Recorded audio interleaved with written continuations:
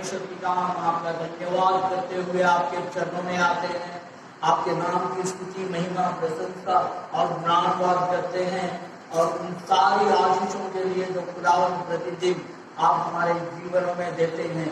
प्रभु, हम हृदय से आपका धन्यवाद करते हैं। आपके नाम की स्तुति, महिमा, प्रशंसा और गुणानुवाद करते हैं। आपके नाम के योग्य बड़ाई और धन्यवाद आपको अर्पण करते हैं। आपके नाम को महिमा मिले। धन्यवाद प्रभु, आपका धन्यवाद, धन्यवाद, धन्यवाद, धन्यवाद, धन्यवाद। दयालु प्रभु, आपके सारे अनुग्रह, दया, करुणा, कृपा, भलाई, उपकार, सब बातों के लिए प्रभु हम आपका धन्यवाद करते हैं। आप हमारा प्रभु परमेश्वर, हमें आशीषों को देने वाला, हमारी सूझी रखने वाला, हमको संकट से छुड़ाने वाला, हमारे ऊपर दया करने वाला, हमें चंगा करने वाला, हमें शांति देने वाला महान परमेश्वर, परम पवित्र पवित्र पवित्र पवित्र परमेश्वर, सर्वशक्तिमान, सामर्थी, अनुग्रहकारी और दयालु परमेश्वर, प्रभु हम आपका धन्यवाद करते हैं। आपके नाम की स्तुति, महिमा, प्रशंसा और गुणानुवाद करते हैं। प्रभु यीशु मसीह, आपके उस प्यार के लिए जो आपने मानव जाति के लिए उसके ऊपर अपना जीवन बलिदान दिए हैं, प्रभु हम आपका भी धन्यवाद करते हैं। प्रभु हमारे जीवनों को हम आपके हाथों में सौंपते हैं। प्रभु पवित्र आत्मा इस समय हमारे बीच में उपस्थित हो रही है। प्रभु, जितने लोग आज इस प्रोग्राम को देखेंगे, सुनेंगे, प्रभु उनके लिए विशेष रीति से प्रार्थना करते हैं। जब वो देखते हैं, सुनते हैं, पवित्र आत्मा उनके हृदय में काम कीजिए और वो प्रभु आत्मिक अलौकिक आशीषों को पा सके। प्रभु परमेश्वर, आप दया कीजिए, दया कीजिए प्रभु, दया कीजिए। सब लोगों के ऊपर दया कीजिए प्रभु, मेरे ऊपर भी दया कीजिए, मेरा मार्गदर्शन कीजिए प्रभु। एक नया अभिषेक में आपके वचन की सेवकाई करने के लिए, गीत गाने के लिए प्रभु पवित्र आत्मा आप मेरी सहायता कीजिए। धन्यवाद करते हैं प्रभु, आपका धन्यवाद, आपका धन्यवाद, आपका धन्यवाद। वो तेरी स्तुति और आराधना करता हूँ मैं तुझसे ये प्रार्थना, महिमा से तेरी तू इस जगह को भर, जो भी तू चाहे तू यहाँ पे कर। Hallelujah, hallelujah, hallelujah,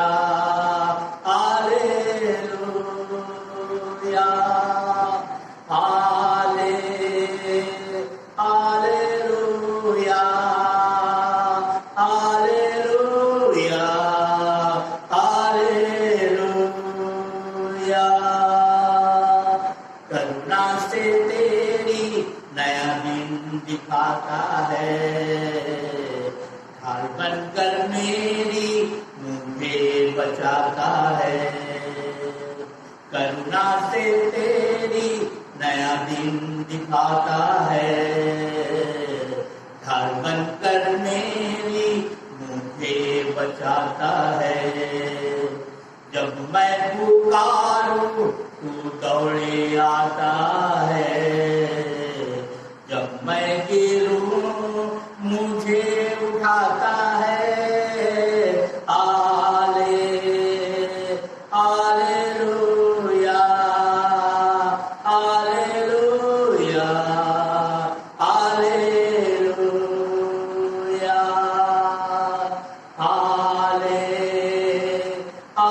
hallelujah,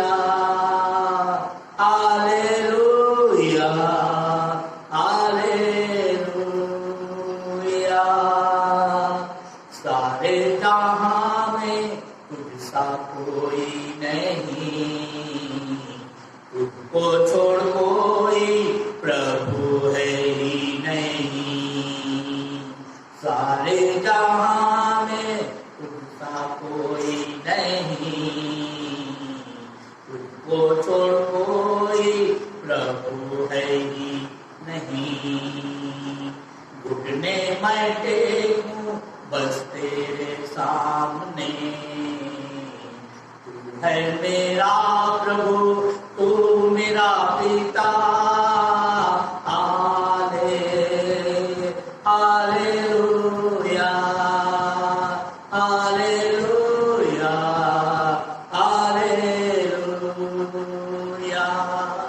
hallelujah, hallelujah, hallelujah,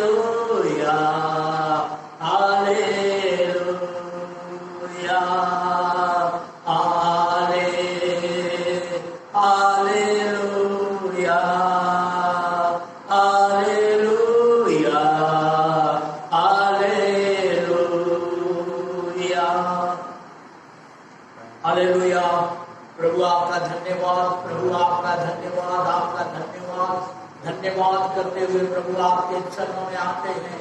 प्रभु निवेदन, विनती और प्रार्थना करते हैं महान परमेश्वर प्रभु यीशु मसीह, पवित्र आत्मा आप यहाँ पर उपस्थित होइए प्रभु, और हमें सब प्रकार की योग्यता और प्रवीणता दीजिए प्रभु, कि हम आपकी महिमा, आपकी स्तुति पूरे दिल से, पूरे मन से, हृदय से, आत्मा और सच्चाई से प्रभु हम आपकी आराधना करें। धन्यवाद प्रभु, सब योग्यता देने वाला महान परमेश्वर प्रभु आपका धन्यवाद, धन्यवाद करते हैं प्रभु, आपका धन्यवाद, धन्यवाद, धन्यवाद। यीशु घर दिल में तू बना, दिल मेरा सुना तेरे बिना। यीशु घर दिल में तू बना, दिल मेरा सुना तेरे बिना। दुनिया में सच्ची खुशी नहीं, मुश्किल में है मेरी जिंदगी। दुनिया में सच्ची खुशी नहीं, मुश्किल में है मेरी जिंदगी। यीशु घर दिल में तू बना, दिल मेरा सुना तेरे बिना। यीशु घर दिल में तू बना, दिल मेरा सुना तेरे बिना। बेचैन दिल की पुकार है, तुझ बिन ये जीवन लाचार है। बेचैन दिल की पुकार है, तुझ बिन ये जीवन लाचार है।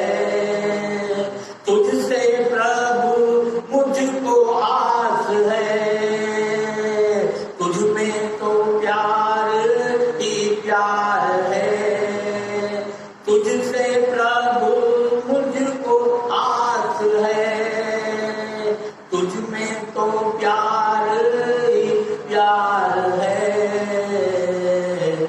तुम बिन भलाई कहीं नहीं,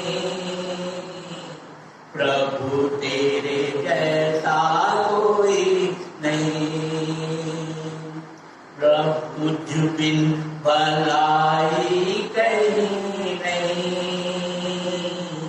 प्रभु तेरे जैसा कोई नहीं। यीशु घर दिल में तू बना, दिल मेरा सुना तेरे बिना। यीशु घर दिल में तू बना,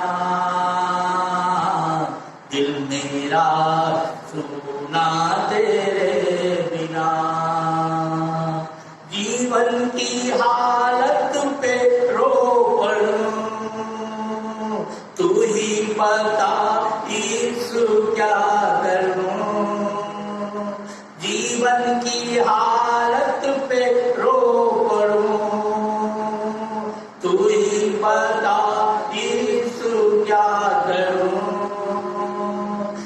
दुनिया की खुशियाँ गम से भरी, धोखा ही धोखा है हर कहीं।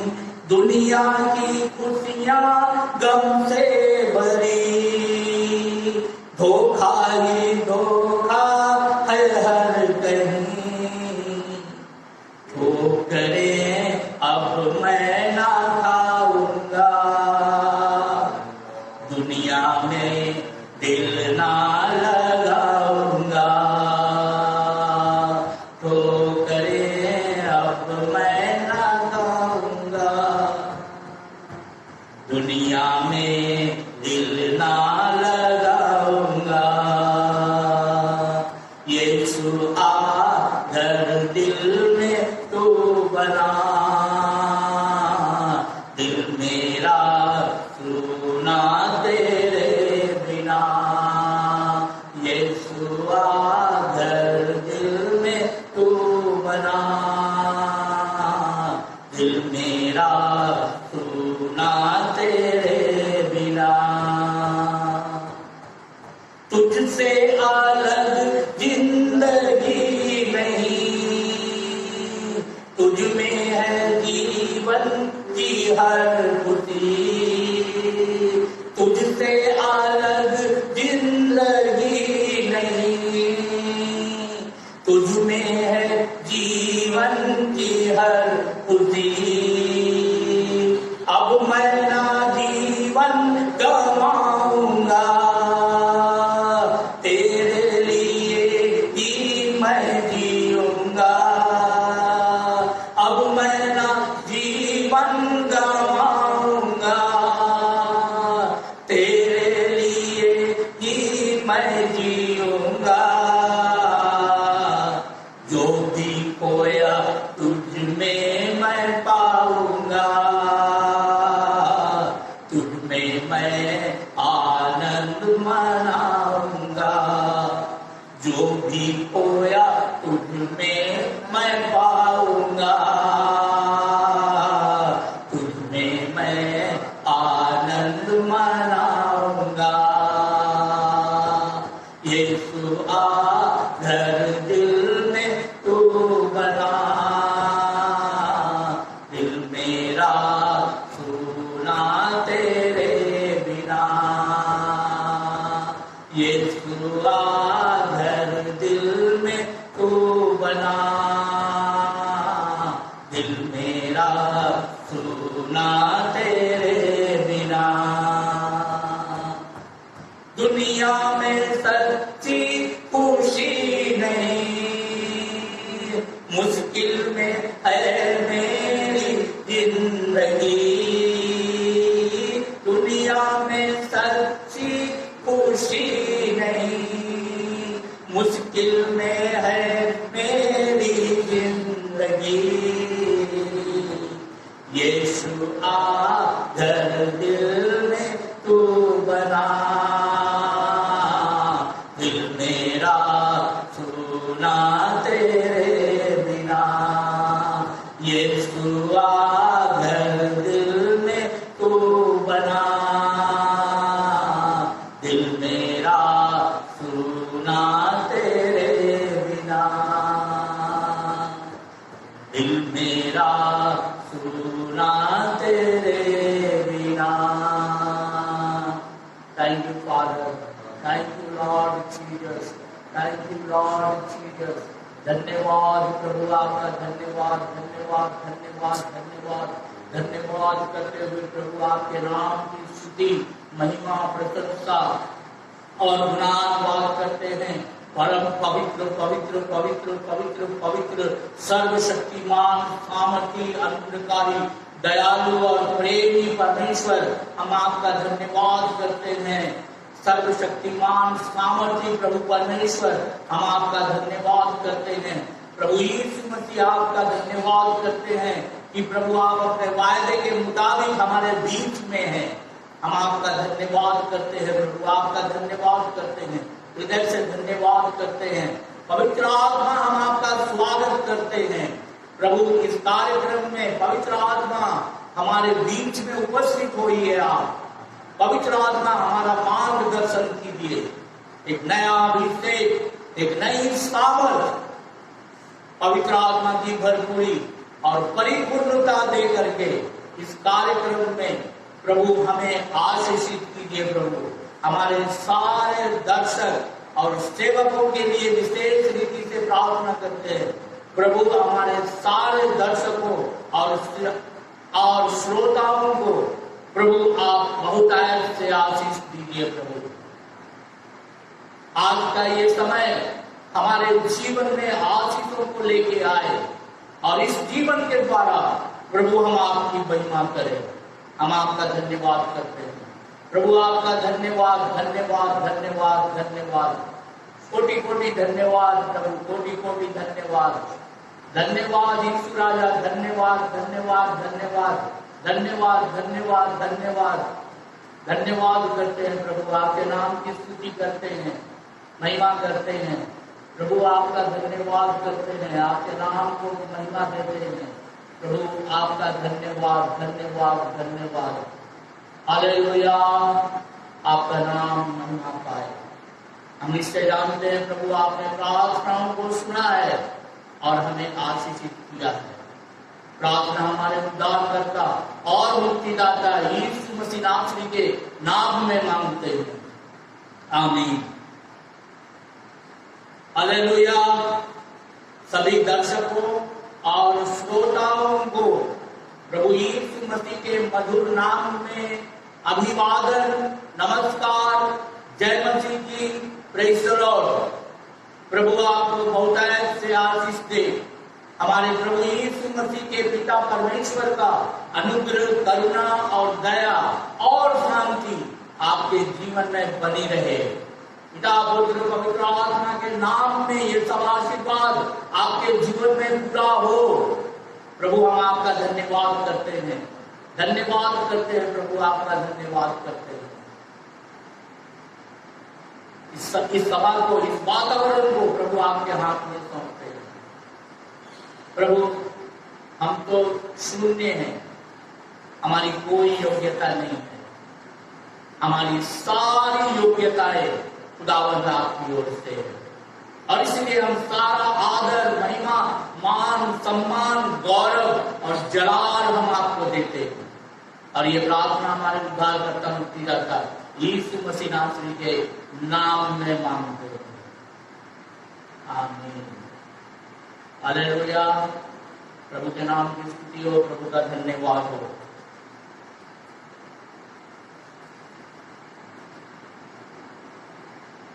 हम पढ़ेंगे नीति वचन और उसके 29 अध्याय के 18 वचन से।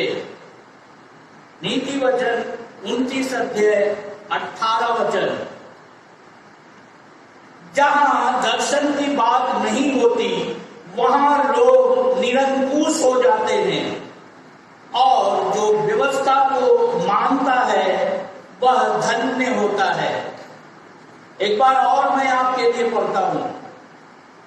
जहां दर्शन की बात नहीं होती वहां लोग निरंकुश हो जाते हैं और जो व्यवस्था को मानता है वह धन्य होता है, आशीर्वादित होता है। इस वचन के लिए हम परमेश्वर का धन्यवाद करते हैं और इस वचन के द्वारा आज पवित्र आत्मा हम सबों को आशीषित करेंगे। तो हम धीरज के साथ बैठे पूरा वीडियो सुनिए।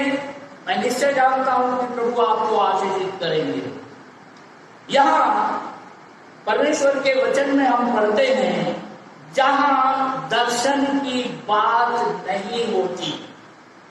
दर्शन योएल भविष्यद्वक्ता के द्वारा परमेश्वर ने इस अंतिम दिनों में रहने वाले लोगों के लिए संदेश दिया है।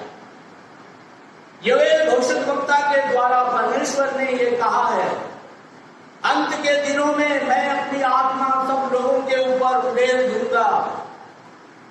तुम्हारे बेटे बेटियां भविष्यवाणी करेंगी, तुम्हारे जवान दर्शन देखेंगे, तुम्हारे पूर्वीय स्वप्न देखेंगे। यहां तक कि मैं अपने दास दासियों को भी अपनी आत्मा से भर दूंगा। प्रभु परमेश्वर सच्चा है। इस भविष्यवाणी के वचन में ये बात लिखा है कि तुम्हारे जवान दर्शन देखेंगे। दर्शन को हमें समझना है। दर्शन क्या होता है, स्वप्न क्या होता है, क्योंकि अय्यूब की पुस्तक में उसके 33 अध्याय और उसके 14-15 वचन में हम पढ़ते हैं, क्योंकि परमेश्वर तो एक क्या वरन 2 बार बोलता है। क्योंकि परमेश्वर तो एक क्या वरन 2 बार बोलता है, परंतु लोग चित्त नहीं लगाते, ध्यान नहीं देते। लोग परमेश्वर के वचनों के ऊपर ध्यान नहीं देते हैं।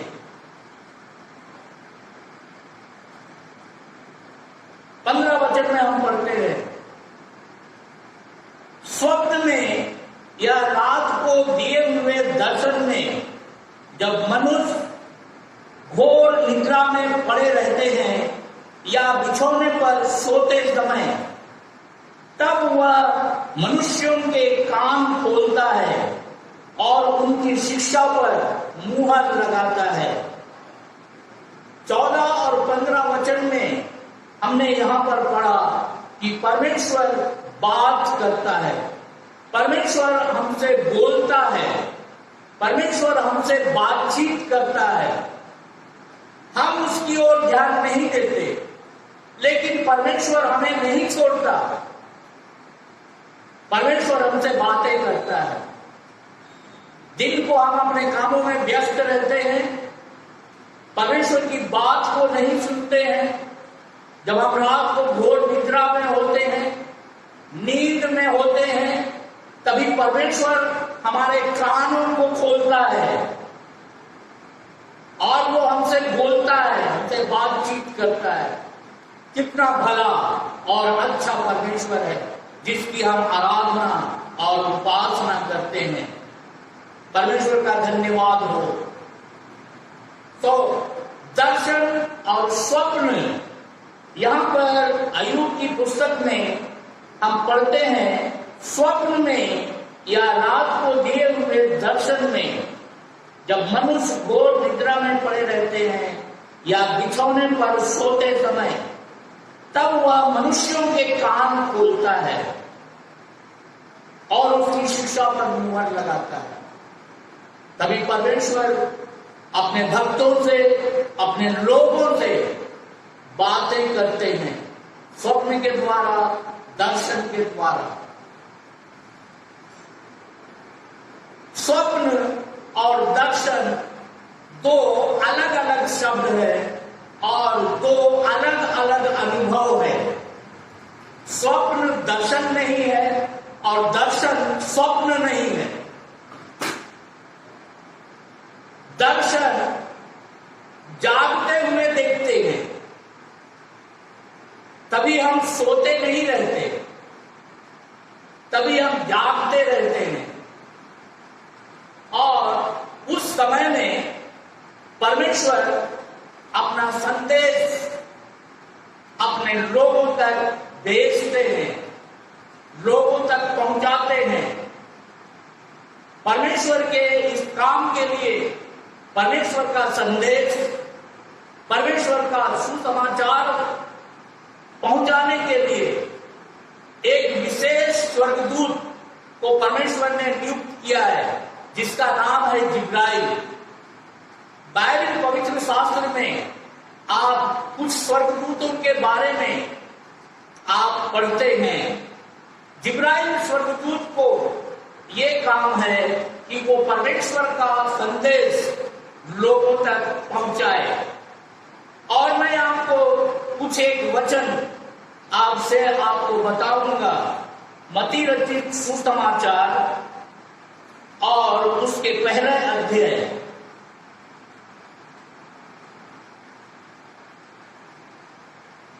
मत्ती रचित सुसमाचार उसका पहला अध्याय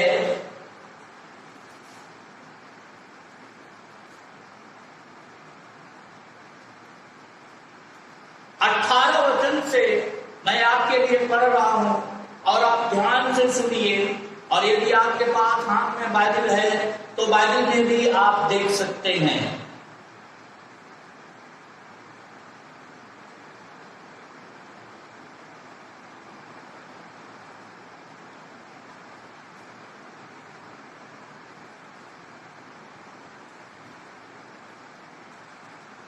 मत्ती रचित सुसमाचार पहला अध्याय 18 वचन से पढ़ रहा हूं। यीशु मसीह का जन्म इस प्रकार से हुआ कि जब उसकी माता मरियम की मंगनी यूसुफ के साथ हो गई थी तो उनके इकट्ठा होने से पहले ही वह पवित्र आत्मा की ओर से गर्भवती पाई गई। अतः उसके पति यूसुफ ने, जो धर्मी था और उसे बदनाम करना नहीं चाहता था, उसे चुपके से त्याग देने का विचार किया। जब वह इन बातों की सोच में था तो परमेश्वर का स्वर्गदूत उसे स्वप्न में दिखाई दिया और यूसुफ से कहा, हे यूसुफ, दाऊद की संतान, तू अपनी पत्नी मरियम को अपने यहाँ ले आने से मत डर, क्योंकि जो उसके गर्भ में है वो पवित्र आत्मा की ओर से है। वह पुत्र जनेगी और तू उसका नाम यीशु रखना, क्योंकि वह अपने लोगों को उनके पापों से उद्धार करेगा। यह सब इसलिए हुआ कि जो वचन प्रभु ने भविष्यवक्ता के द्वारा कहा था वह पूरा हो। देखो, एक कुमारी गर्भवती होंगी और पुत्र को जन्म देगी और उसका नाम इमानुएल रखा जाएगा। यशाया भविष्यवक्ता के द्वारा परमेश्वर ने ये बात इस्राएलियों को बताया। यशाया भविष्यवक्ता की पुस्तक उसके 7 अध्याय के 14 वचन में ये बात लिखा हुआ है। यीशु मसीह के जन्म से 600 वर्ष पहले यशाया भविष्यवक्ता ये भविष्यवाणी किया था कि एक कुमारी गर्भवती होंगी और पुत्र को जन्म देगी। यूसुफ ने जो देखा ये स्वप्न था। यहां साफ लिखा है ये स्वप्न था। लूका रचित सुसमाचार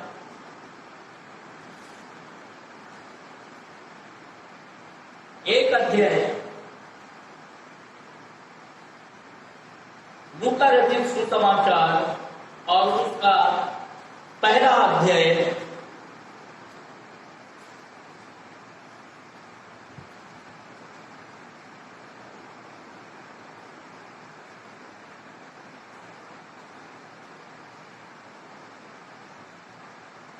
लूका रचित सुसमाचार पहला अध्याय 26 से लेके 38 तक मैं आपके लिए पढ़ रहा हूं और आप ध्यान से सुनिए।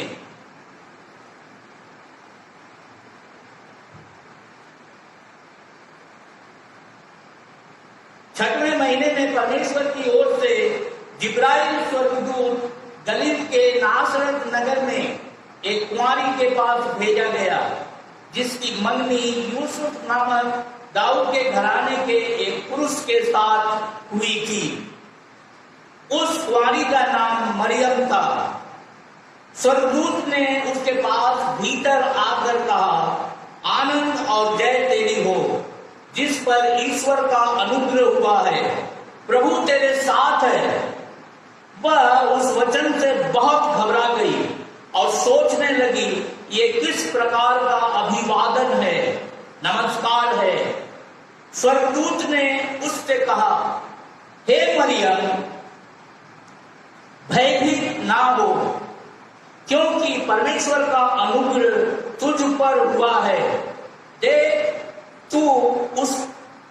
तू गर्भवती होंगी और तेरे एक पुत्र उत्पन्न होगा, तो उसका नाम यीशु रखना। वह महान होगा और परम प्रधान का पुत्र कहलाएगा, और प्रभु परमेश्वर उसके पिता दाऊद का सिंहासन उसको देगा, और वह याकूब के घराने पर सदा राज्य करेगा, और वह उसके राज्य का अंत ना होगा। मरियम ने स्वर्गदूत से कहा, यह कैसे होगा? मैं तो पुरुष को जानती ही नहीं।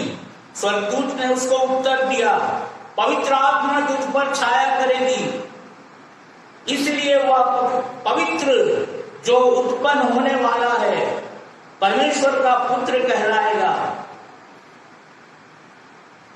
देख, तेरी कुटुंबिनी इलिशबा के भी बुढ़ापे में पुत्र होने वाला है। यह उसका जो बांझ कहलाती थी 6वां महीना है, क्योंकि जो वचन परमेश्वर की ओर से होता है वो प्रभाव रहित नहीं होता। मरियम ने कहा, देख, मैं प्रभु की दासी हूं, मुझे तेरे वचन के अनुसार हो। तब स्वर्गदूत उसके पास से चला गया। इस दो घटनाओं को जो मैंने आपको पढ़ के सुनाया, यूसुफ ने स्वप्न में देखा। परमेश्वर उसके साथ बातचीत किया, लेकिन यूसुफ कुछ नहीं बोलता है। स्वप्न में बातचीत नहीं होती है, वार्तालाप नहीं होता है। दर्शन में बातचीत होती है। दर्शन लोग जागते हुए देखते हैं, स्वप्न सोते हुए देखते हैं। दर्शन में जब वो बातचीत करते हैं तो उनके बीच में उत्तर प्रत्युत्तर होता है। जब जिब्राइल ने मरियम से कहा, तू गर्भवती होगी और पुत्र को जन्म देगी, इस बात से मरियम भयभीत हो गई और उसने पूछा, ये कैसे होगा? मैं तो पुरुष को जानती ही नहीं। तब जिब्राइल ने बोला, परम प्रधान परमेश्वर की सामर्थ तुझ पर छाया करेगी, और वो बालक जो उत्पन्न होने वाला है वो परम प्रधान परमेश्वर का पुत्र कहलाएगा। मरियम ने 38 वचन में मरियम बोलती है, देख, मैं प्रभु की दासी हूं, मुझे तेरे वचन के अनुसार हो। तब स्वर्गदूत उसके पास से चला गया। मैं समझता हूं कि आप स्वप्न और दर्शन में जो भेद है उसको आप समझ रहे हैं। मैं आपको एक और घटना बताना चाहता हूं, और वो आपको मिलेगा उत्पत्ति की पुस्तक, उसका 13 अध्याय 14 और 15 वचन। उत्पत्ति की पुस्तक 13 अध्याय 14 और 15 वचन। जब लूत अब्राहम से अलग हो गया, तब उसके पश्चात यहोवा ने अब्राहम से कहा, आंख उठाकर जिस स्थान पर तू है वहां से उत्तर दक्षिण पूरब पश्चिम चारों ओर दृष्टि कर, क्योंकि जितनी भूमि तुझे दिखाई देती है उस सब को मैं तुझे और तेरे वंश को युग युग के लिए दूंगा। परमेश्वर ने अब्राहम को बुलाया था। बुलाहट अब्राहम की थी, लूत की नहीं थी। लूत को परमेश्वर ने नहीं बुलाया था। 12वें अध्याय के पहले 3 वचनों को हम यहां पढ़ते हैं।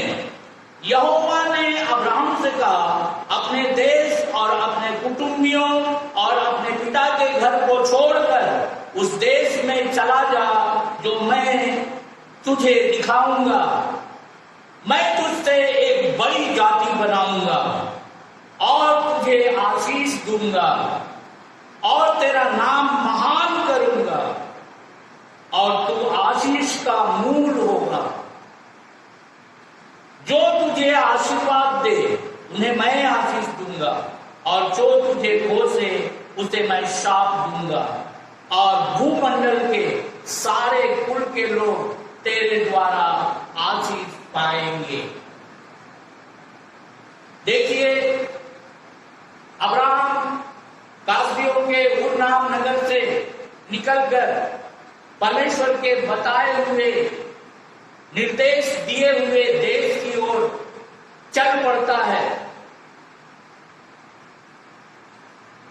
उसके साथ उसकी पत्नी है, उसका भतीजा लूत है। परमेश्वर ने अब्राहम को बुलाहट दिया, अब्राहम से परमेश्वर ने वाचा बांधा, अब्राहम को परमेश्वर ने प्रतिज्ञा दिया, लूत को नहीं दिया था।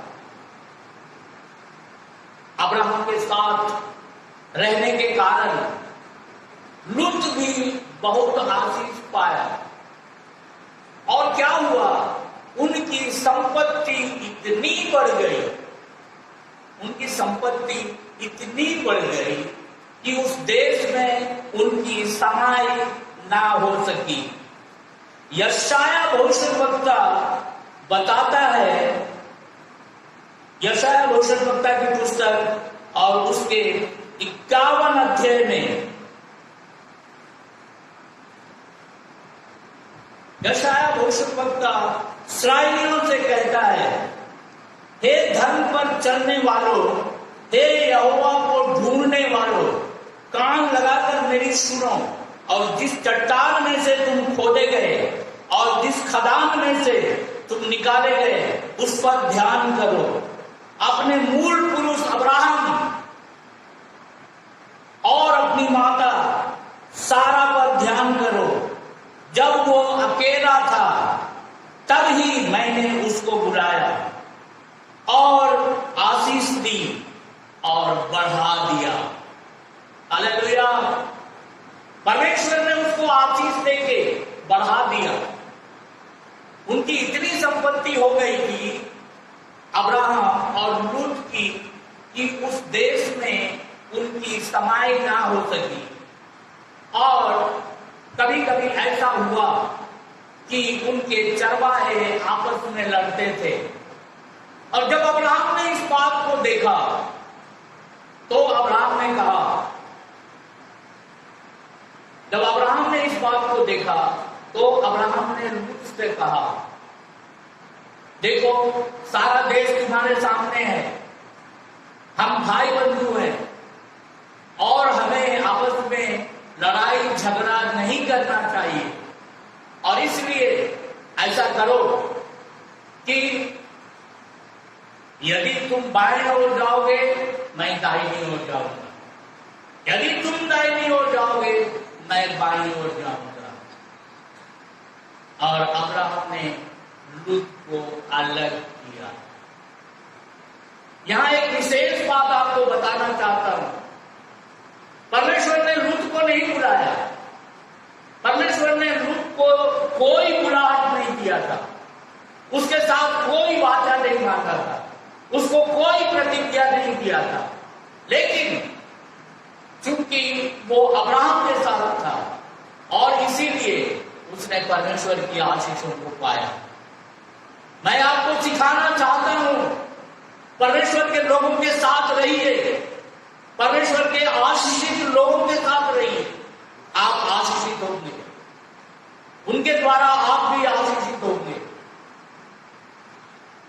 लूत धनी तो था ही, खुदगर्ज भी था। लूत ने जैसे ही अब्राहम बोला वैसे ही लूत अलग हो गया। क्यों? यहां पर हम इस विषय पर थोड़ा विचार कर सकते हैं। जब अब्राहम ने बोला कि यदि आप बाएं जाते हो तो मैं दाहिनी ओर जाऊंगा, और यदि आप दाहिनी ओर जाते हो तो मैं बाईं ओर जाऊंगा। लूत ने तुरंत चुनाव कर लिया। सदोम की हवा हरी भरी सींची हुई तराई को देखा और उधर निकल पड़ा। अब्राहम उसका बुजुर्ग था, उसका चाचा था। चाचा पिता समान होते हैं। उसका फर्ज बनता था कि वो अब्राहम को पहले मौका देता।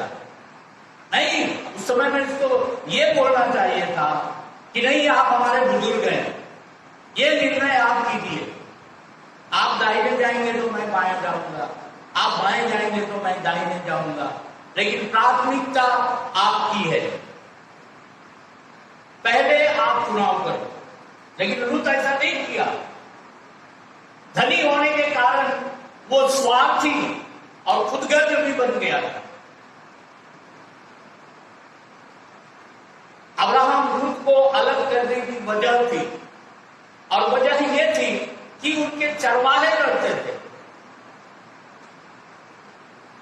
उनके चरवाहे लड़ते थे। तो लूत ने अब्राहम को छोड़ दिया, अब्राहम से अलग हो गया और जाकर के सदोम की तराई में, तराई मतलब किनारे, सदोम के किनारे अपना तंबू लगाया। सदोम के लोग बुरे लोग थे और इसीलिए वो उनसे थोड़ा हट के अपना तंबू लगाया। लूत एक और निर्णय ले सकता था। जो चरवाहे लड़ रहे हैं उन चरवाहों को हटा देता और अब्राहम का साथ नहीं छोड़ता, क्योंकि लूत जब अब्राहम के साथ चला था तभी वो समझदार था और वो अब्राहम के साथ रह के परमेश्वर की अद्भुत आशीषों को पाया। मसीह के तुल्य कोई नहीं है। पवित्र शास्त्र बाइबल बताती है वो श्रेष्ठ है। हमने उत्पत्ति की पुस्तक में 13 अध्याय के 14 और 15 वचन को पढ़ा। जब लूत अब्राहम से अलग हो गया तब उसके पश्चात यहोवा ने अब्राहम से कहा, आंख उठाकर जिस स्थान पर तू है वहां से उत्तर दक्षिण पूरब पश्चिम चारों ओर दृष्टि कर, क्योंकि जितनी भूमि तुझे दिखाई देती है उस सब को मैं तुझे और तेरे वंश को युग युग के लिए दूंगा। अब्राहम जगह पर खड़ा होकर के 10 देश देख लिया।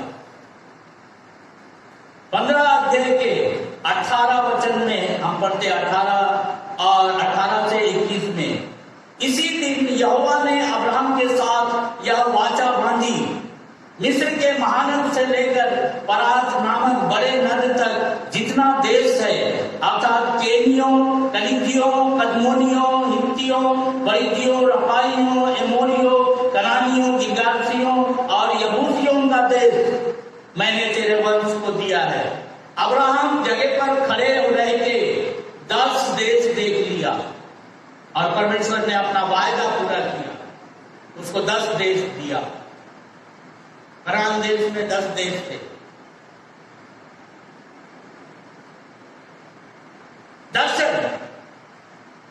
दर्शन और स्वप्न में अंतर है।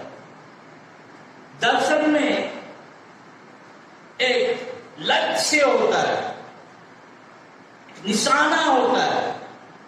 पौलुस बोलता है कि मैं निशाने की ओर दौड़ा चला जाता हूं कि लक्ष्य को प्राप्त करूं। स्वप्न में एक घटना होती है जो कोई व्यक्ति स्वप्न में उसको देखता है, वो वहां बातचीत नहीं करता है, वो सिर्फ देखता है।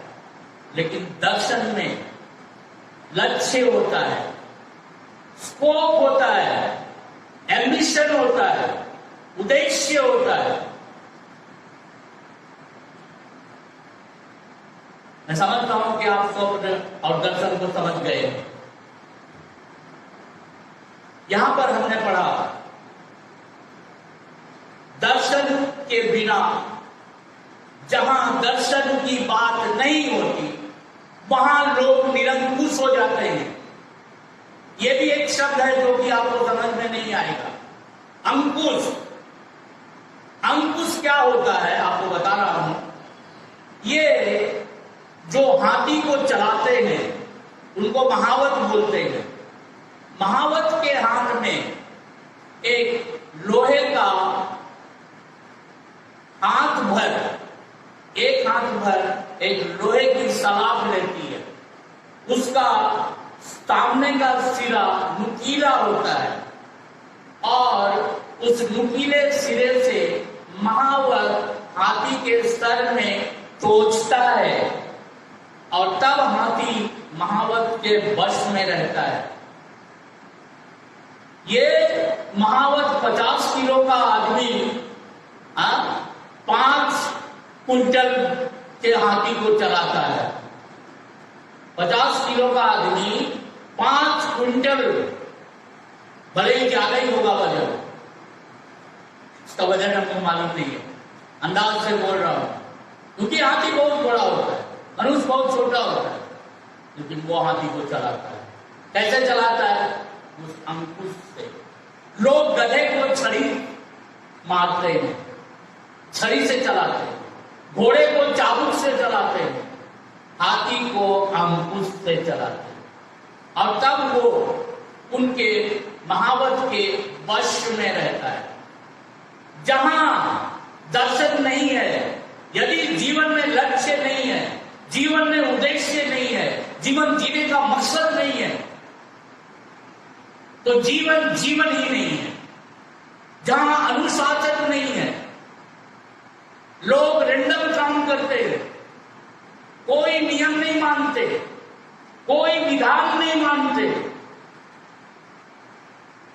अपनी आंखों की दृष्टि के अनुसार चलने वाले, मनमानी करने वाले, किसी की परवाह नहीं करने वाले, खुदगर्ज और स्वार्थी हो जाता है। लेकिन यहां एक बात लिखी है, जो व्यवस्था को मानता है वह धन्य होता है। मैं आपको फिर मिलूंगा, मेरे साथ बने रहिए। मेरे संदेश एक बार में पूरे नहीं होते, लेकिन फिर किसी दिन और प्रभु ने अनुग्रह किया तो मैं ये दूसरा भाग आपको बताऊंगा। जो व्यवस्था को मानता है वो धन्य होता है। परमेश्वर ने यहोशू को बोला, व्यवस्था की ये पुस्तक तेरे चित्त से कभी ना उतरने पाए, रात और दिन उसमें ध्यान दिए रहना, ताकि जो कुछ तू उससे करे उसमें तू सफल होए। व्यवस्था की ये पुस्तक तेरे चित्त से उतरने ना पाए, दिन और रात उसमें ध्यान दिए रहना, तब जो कुछ तू करे उसमें तू सफल होगा और तू प्रभावशाली होगा। दाऊद भजन संहिता और उसके पहले वचन, पहले अध्याय के दूसरे वचन में इस प्रकार लिखते हैं। इसका हेडलाइन है धर्मी और दुष्ट मनुष्य। परमेश्वर की दृष्टि में मनुष्यों की सिर्फ 2 ही श्रेणी है, या तो धर्मी नहीं तो दुष्ट। धर्मी के विषय में यहां पर दाऊद लिखते हैं, वह तो यहोवा की व्यवस्था से प्रसन्न रहता और उसकी व्यवस्था पर रात दिन ध्यान करता रहता है। वह उस वृक्ष के समान है जो बहती नालियों के किनारे लगाया गया है और अपनी ऋतु में फलता है और उसके पत्ते कभी मुरझाते नहीं। इसलिए जो कुछ वह पुरुष करे वो सफल होता है, वो सफल होगा। जो व्यवस्था को मानता है वो धन्य होता है, वो आशीषित होता है, वो सफल होता है, वो प्रभावशाली होता है। प्रभु यीशु मसीह ने कहा, कुछ स्त्रियां आई प्रभु यीशु मसीह के पास और प्रभु यीशु मसीह से बोली, धन्य है वो माता जिसने तुझे अपने गर्भ में रखा और वो स्तन जो तूने चूसे। प्रभु यीशु मसीह ने उनको कहा, धन्य है वे जो परमेश्वर का वचन सुनते और मानते हैं। मैं उम्मीद करता हूं आप परमेश्वर के वचन को सुनेंगे और मानेंगे और आशीषित होंगे। परमेश्वर आपको बहुत आयत से आशीष दे। मैं आपके लिए प्रार्थना करना चाहता हूँ। प्रभु महान परमेश्वर पिता, हम आपका धन्यवाद करते हुए आपके चरणों में आते हैं, आपके नाम को महिमा देते हैं, आपकी स्तुति प्रशंसा और गुणानुवाद करते हैं। आज एक अच्छा आत्मिक भोजन आपने हमें दिया, हमें तृप्त किया है, अपने आशीषों से हमें भर दिया है। हम आपका धन्यवाद करते हैं। दयालु प्रभु, जितने लोगों ने इस वचन को सुना है और मुझे देखा है, दुआ करता हूं उनके लिए प्रभु, उनका जीवन आशीषित हो, वो आपका भय मानकर आपके मार्गों पर चले और प्रभु वो आशीर्वादित हो। दयालु प्रभु, हम दुआ करते हैं जितने लोगों ने इस वचन को सुना है, ये वचन पवित्र आत्मा के द्वारा अभिषेक करके उनके हृदय में छाप लगा दीजिए और ये वचन उनके हृदय से उतरने ना पाए, उनके चित्त से उतरने ना पाए, 100 गुना फल लाए। आपके वचन प्रभावशाली वचन है,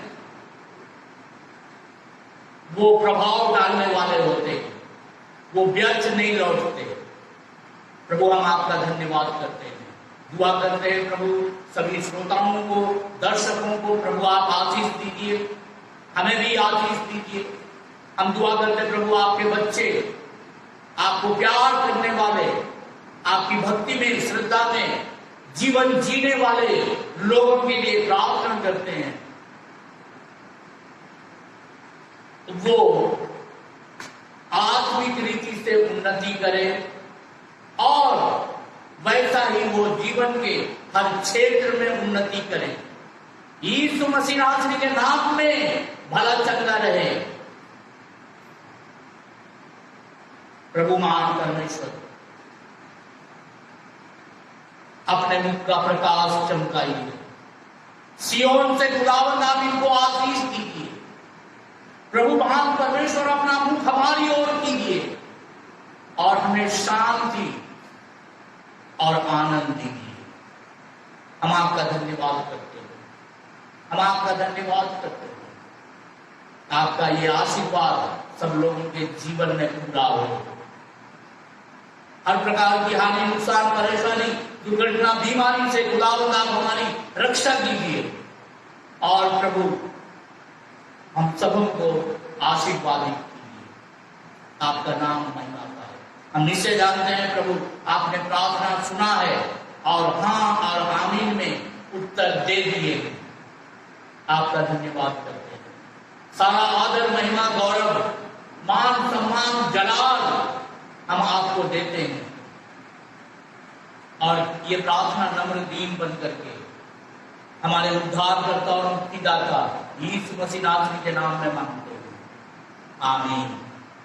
प्रियो, यदि आप इन संदेशों से आशीषित हो रहे हैं तो मेरी विनती है आपसे, आप अपने मित्रों को, पड़ोसियों को, दूसरे विश्वासी भाई बहनों को शेयर कीजिए कि वो लोग भी इन वचनों के द्वारा आशीषित हों और परमेश्वर का वचन फल लाए, प्रभाव डाले, परमेश्वर का नाम महिमा पाए।